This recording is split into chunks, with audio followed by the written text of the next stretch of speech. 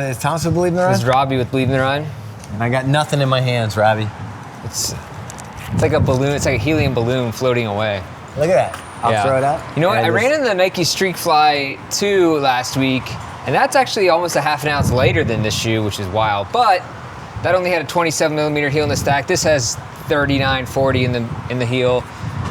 Oh, we're not doing the German numbers. Let's just round it. It's about 40 in the heel. What do you say, 40 in the heel? And a 4 millimeter drop, so what's that put us, 36? Yeah, so it gained 3 more millimeters of foam in the midfoot over the first version, which you have right there.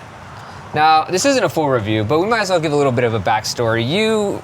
You ran in the first version, I have not. You've actually put decent mileage on that shoe. Yeah, I have. I did a half marathon and a full marathon in the Pro Evo 1.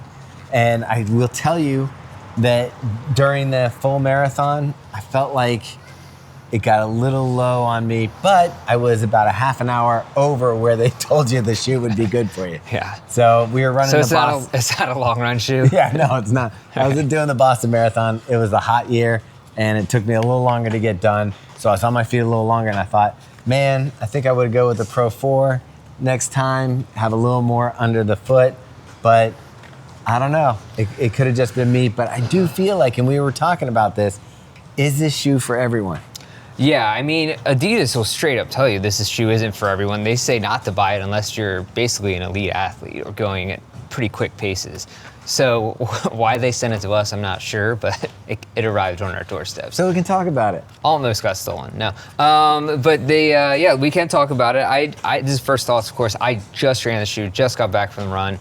It was like one of those weird runs where it was raining in the beginning, and then it was like 20-mile-per-hour headwinds, and then it was super hot and humid. I ran the same day I did a run with Megan this morning, and it was just plain weather. Yeah. It might have been a little windy. It was like this, probably like this. Both of us decided to try to turn it up a little bit, and I'll tell you, so I was doing 5 miles. One of the miles, we decided to drop it down to faster than my marathon pace, which is around 7:30. So that's some people's easy run pace, but for me, 7:30 is throwing down. And I felt like this shoe cruised along really nicely. Once you got to that pace, it really did cruise. And I think that for me, one of the things that really makes a difference in this shoe is this toe spring. And I don't know if you can see the difference on this video on the toe spring, but it's a lot more exaggerated in the Evo 2 than it was even on the Pro 1. And I thought when you sat down with Charlotte, they told you that they moved the fulcrum back a little bit. Yeah, I don't know, I get them all mixed up, which sounds terrible. But yeah, no, I mean, you can see just from the angle of the shoe that it is slightly more aggressive in the toe. And then it still is the exact same weight, but it gets a little more cushion, like we said. It's raining again now. Yeah. It's okay. And I like I said, I didn't try the first version. What I obviously loved about this shoe is it disappears on the foot. It just doesn't feel like anything there. And when you get the box in the mail, it feels empty. And then I thought, you know what I did like about this shoe is the comfort level underfoot. Like even when taking it fast down hills, you know how some race day shoes will bottom out in the forefoot. Mm-hmm. It felt like you just have plenty of cushion there, but still light and bouncy. I also noticed you couldn't, like, I can feel the rods in this one, and I can feel the rods in the Pro 4. And in this, I didn't feel the rods at all. Yeah, I didn't feel like I did it as well. You also turned it up a little bit on the run to kind of get that feeling of... Yeah, I did my last 2 miles at like half marathon, 10K pace, maybe closer to even 5K pace at times. And it picked up really well, of course, mostly because it's lightweight. You know, it doesn't have as much, it didn't feel as soft to me as a little bit of that Lightstrike feeling, Lightstrike Pro feeling, just in a like lighter form. Does that make sense? Yeah. So this is the Lightstrike Pro Evo foam, which is like this non-compressed or uncompressed foam to make it super lightweight. But it's not soft, I wouldn't say.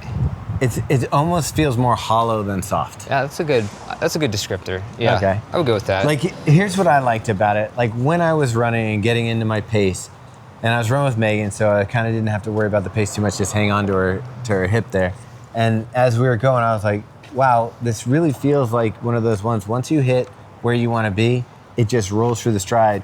Like, I didn't notice the 4 millimeter drop because you land and then you're immediately thrown into this, like, toe off. Here's the only, I didn't think it was aggressive as I thought it was going to be. I thought it was going to feel more like, especially with that aggressive toe feeling in this angle of the rods here, I thought it was going to feel more like the, I don't know, like maybe like the Puma Fast Star. You know how like the Puma Fast Star has that aggressive feel, or the CLO or something like that. I thought it was going to feel more like that, and I didn't quite get that, which is kind of, I enjoy, but I don't know. Do you feel like you did? I think it's weird because that is how I would describe it. It does have that aggression, but I think it might be where our feet land. Maybe. But I did also notice something that you always complain about in almost every race day shoe. When I put it on, I had a little bit of heel lift. I didn't get that. You didn't have any heel lift? But I will say that Adidas, it's kind of like I go half size down. It's pretty snug all around. So yeah. It didn't bother me during the run. Like I just noticed, like when I was walking around, when I put them on, there's a little bit of heel lift. But once you got going, I was running. I didn't notice it at all. Yeah. Next, I wanted to mention the traction on this, which they said it's a reformulated rubber. It looks like pretty much the same rubber as last time. Quite possibly the worst traction I've ever felt in a running shoe. I mean, I feel like if you're taking this with you to a marathon, you better make sure it's in San Diego, because Santiago. Yeah, sorry, I mispronounced that.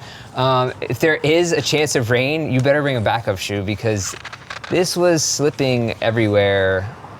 I'm gonna trust Robbie on bricks. this. It was wet. It was damp out this morning. Like there had been some rain, but it wasn't like currently raining. Kind of like right now, it just rained, but you can see that the ground is dry. When I was coming around that like fake decking that always slips, no matter what. I almost got taken out on it today. I was running in this, and I came around that corner, and I got a little nervous when I hit that, just because it is slippery. Yeah. But this held, and then that was when we were doing our faster mile, and we came around that corner, and I felt like it was okay. So like, there's a part. I think yours must have been a lot wetter. There's a part that was like marble-ish, which obviously not a great surface, but it felt like I was on ice. Like I got right. I came right off. I was like, I can't do Wait, this. where were you running on marble? Where's There's that? like in the New Harbor East stuff over there. But Okay, I don't think I've been there. Yeah. Well, that sounds scary. all right. I'm not gonna go into the whole thing. All right. So first impression of the shoe. I just think it's like if you're spending $500, you are either an elite athlete or you're trying to majorly flex on the start line. That's the only two people who should buy this shoe. You could majorly flex, but I also think that you could get 2 pairs of Pro 4, train in one, race in the other, and you got a better deal. Oh yeah, no, that's what I'm saying. Like it's just. Especially with the state of racing shoes today, like this is a statement shoe, straight up. The weird thing though is if you saw this in the line, you saw the Pro 4 in the same colorway, would you be able to instantly distinguish the two?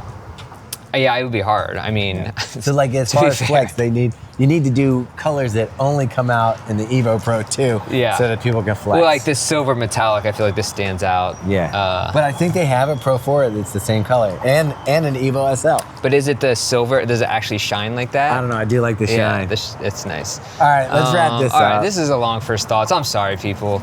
Are we gonna throw a $500 shoe in the air? Yes, we are. I think we are. We're gonna throw this one. The first one? The one that's already beat up.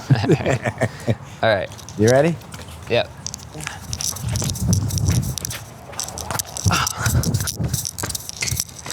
Can we tag ourselves safe from dropping a $500 shoe? Yeah. All right, there we go.